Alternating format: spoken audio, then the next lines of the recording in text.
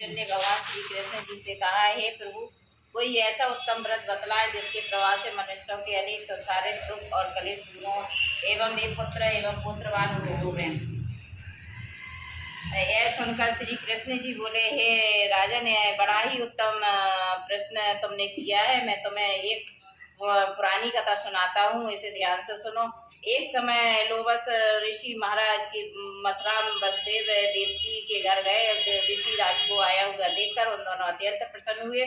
उनको उत्तम आसन पर बैठाया और अनेक प्रकार से वंदन करते हुए सत्कार किया। फिर मुनि ने चरणामृत से अपने घर और शरीर को पवित्र किया। यह प्रसन्न होकर कथा सुनने लगे। कथा में कहते हुए लोबस ऋषि ने कहा, हे देवकी, दुष्ट दुराचारी पापी कंस ने तुम्हारे पुत्र मार डाले। इसके कारण तुम्हारा मन अत्यंत दुखी है। इसी कारण राजा नहुस की पत्नी चंद्रमुखी भी दुखी रहा करती थी, किंतु अब उसने संतान सप्तमी का व्रत विधि विधान सहित किया है, जिसके प्रभाव से उसको संतान का सुख प्राप्त हुआ है। यह सुनकर देवकी ने हाथ जोड़कर मुनि से कहा, हे मुनिराज, आपकी कृपा रानी चंद्रमुखी का संपूर्ण वृत्तांत तथा एवं इस व्रत को विस्तार सहित मुझे बतलाइए, इससे मैं बहुत दुख से छुटकारा पाऊँ।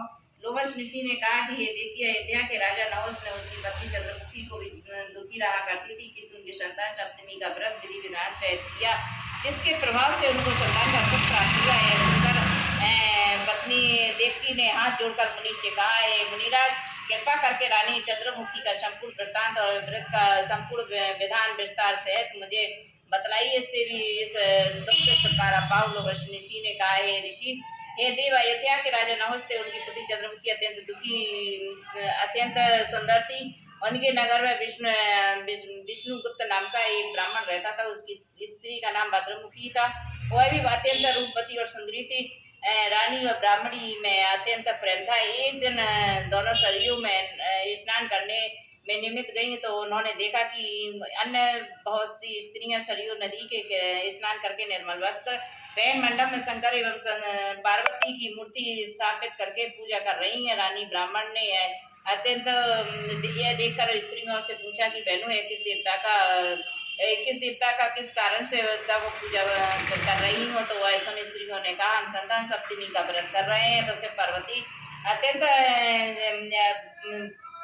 पार्वती का पूजन चंदन अक्षत आदि से किया और विधि से किया। इसी पर व्रत बहुत ही पुनीत है। सुनकर रानी और ब्राह्मणी ने व्रत के करने से मन में एक संकल्प लिया कि घर वापस लौट आए।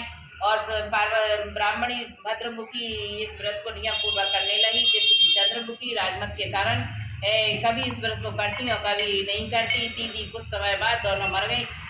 इस जन्म में रानी बदरिया और ब्राह्मणी ने मुर्गी की योनि पाई, परंतु ब्राह्मणी मुर्गी की योनि में भी कुछ नहीं भूली थी। भगवान शंकर तथा पार्वती का ध्यान करती थी और उधर दोनों बदरिया की योनि में सब कुछ भूल गई, जिससे दोनों ने देह त्याग दिया। जब इसका तीसरा जन्म मनुष्य योनि में हुआ तो उस ब्राह्मणी ने एक ब्राह्मणी के यहाँ कन्या के रूप में जन्म लिया। रानी ने एक राजा के यहाँ राजकन्या के रूप में जन्म लिया। इस ब्राह्मण कन्या का नाम भूषण देवी रखा गया। उसका विवाह गोकुल निवासी अग्निशील नामक ब्राह्मण से कर लिया।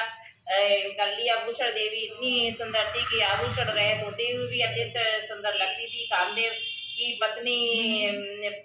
पत्नी रति भी उसके सम्मुख ल जाती थी। भूषण रति ने अत्यंत सुंदर सर्वगुण संपन्न चंद्रमा से अत्यंत कर्मनिष्ठ सुशील स्वभाव वाले 8 पुत्र उत्पन्न हुए।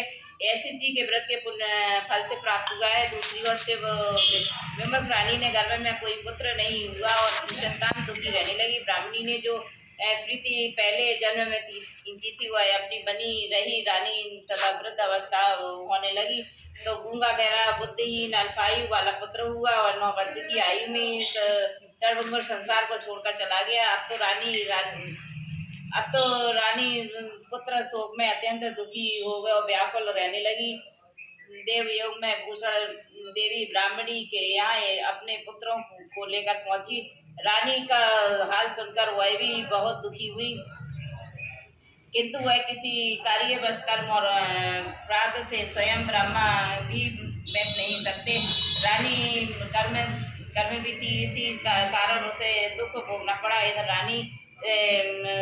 रानी उस पंडितानी के इस वैभव और 8 पुत्रों को देखकर उसके ईर्ष्या करने लगी और अपने मन में पाप उत्पन्न हुआ। इस ब्राह्मणी ने रानी का संताप दूर निमित्त अपने 8 पुत्र रानी के पास छोड़ दिए। रानी ने पाप के वशीभूत होकर उन ब्राह्मण पुत्रों की हत्या के विचार से लड्डू में विष जहर मिलाकर और भोजन करा दिया, परंतु भगवान शंकर की कृपा से एक भी बालक का बाल बांका नहीं हुआ। यह देखकर रानी अत्यंत आश्चर्यचकित हो गई और इस रहस्य का पता लगाने के लिए मन में ठान लिया। भगवान की पूजा से निवृत्त होकर भूषण देवी आई तो रानी ने उससे कहा, मैंने इन पुत्रों को मारने के लिए उनको जहर मिलाकर लड्डू दिए थे, किंतु इसमें से एक भी नहीं मरा।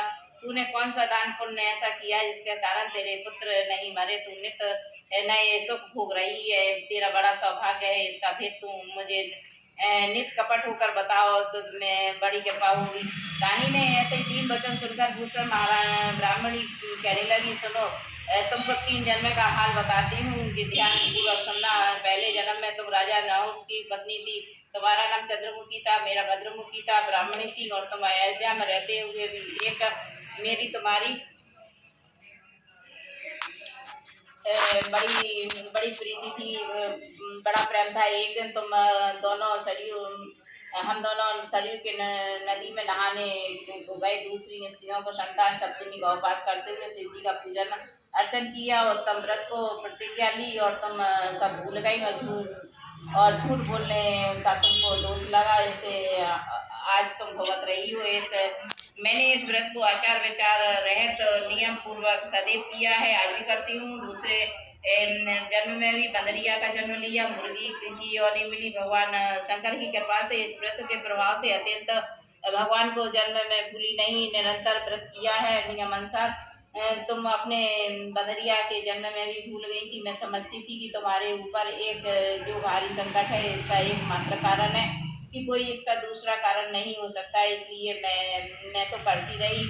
आप मैं अत्यंत सप्तमी का व्रत का उपवास करिए जिससे तुम्हारा यह संकट दूर हो जाएगा। लोमश ऋषि ने कहा, हे देवकी भूषण, ब्राह्मणी के मुख से अपने पूर्व जन्म की कथा का संकल्प इत्यादि सुनकर रानी ने पुरानी बातें याद आ गई और पश्चात करने लगी और भूषण ब्राह्मणी के चरणों में पढ़कर क्षमा याचना करने लगी। भगवान शंकर पार्वती जी की महिमा अपार गीत गाने लगी। उस दिन से रानी ने नियम अनुसार संतान सप्तमी का व्रत किया, जिसके प्रभाव से रानी को संतान सुख भी मिला और संपूर्ण सुख होकर शिवलोक को प्राप्त हुई। शंकर भगवान का व्रत ऐसा करने से पथभ्रष्ट मनुष्य भी अपने पद पर अग्रसर हो जाते हैं और अत्यंत ऐश्वर्य भोग कर मोक्ष पाते हैं। लोमश ऋषि ने फिर से कहा, देखी, इसलिए मैं तुमसे कहता हूँ कि तुम भी इस व्रत को करने लगो। संकल्प अपने मन में करो, मैं तुमको संतान का सुख मिलेगा। इसकी कथा सुनकर देवकी हाथ जोड़कर लोमश ऋषि से पूछ लगी, ऋषिराज, मैं इस पुनीत उपवास को अवश्य करूँगी किंतु आप कल्याणकारी और संतान सुख देने वाले उपवास का विधान नियम विधि पूर्वक समझाइए। सुंदर ऋषि बोले, हे देवकी, यह पुनीत उपवास भादों के महीने में शुक्ल पक्षी की दशमी के दिन किया जाता है। इस दिन व्रत मुहूर्त में उठकर किसी नदी अथवा कुएं में पवित्र जल से स्नान किया जाए। निर्मल वस्त्र पहनने चाहिए और शंकर भगवान के जगदम्बा पार्वती की मूर्ति की स्थापना करें। इस प्रतिमाओं के समक्ष रेशम का एक गड़ा बनावे और इस गड्ढे से 7 गांठें लगानी चाहिए। इस गड्ढे गंडे से पूजा करने अपने हाथों में बांधे और भगवान शंकर से अपनी कामना सफल करने प्रार्थना करें। इसके पश्चात 7 पुआ बनाकर भगवान का भोग लगावे और साथ ही पुआ यथाशक्ति सोने चांदी अथवा सोने चांदी की अंगूठी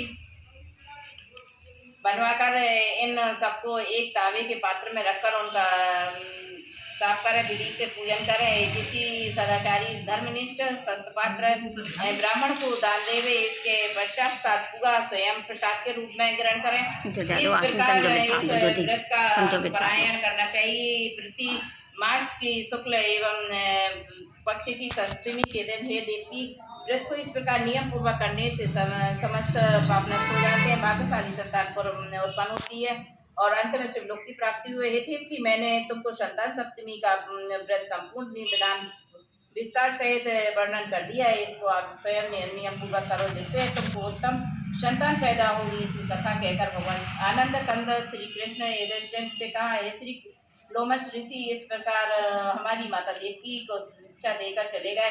ऋषि के कथा अनुसार माता देवकी ने इस व्रत को नियमानुसार किया। इसके प्रभाव से हम उत्पन्न हुए। यह व्रत विशेष रूप से स्त्रियों का कल्याणकारी है, परंतु पुरुष भी समान रूप से कल्याणदायक है। संतान सुख देने वाला है, पापों का नाश करने वाला है, उत्तम है। इसे स्वयं भी करें, दूसरों को भी करावे। नियम पूर्वक जो इस व्रत को करता है, भगवान शंकर और पार्वती जी के सच्चे मन से आराधना करता है, निश्चय ही परम पद पाकर अंत में सुख को जाता है। बोलो शंकर भगवान।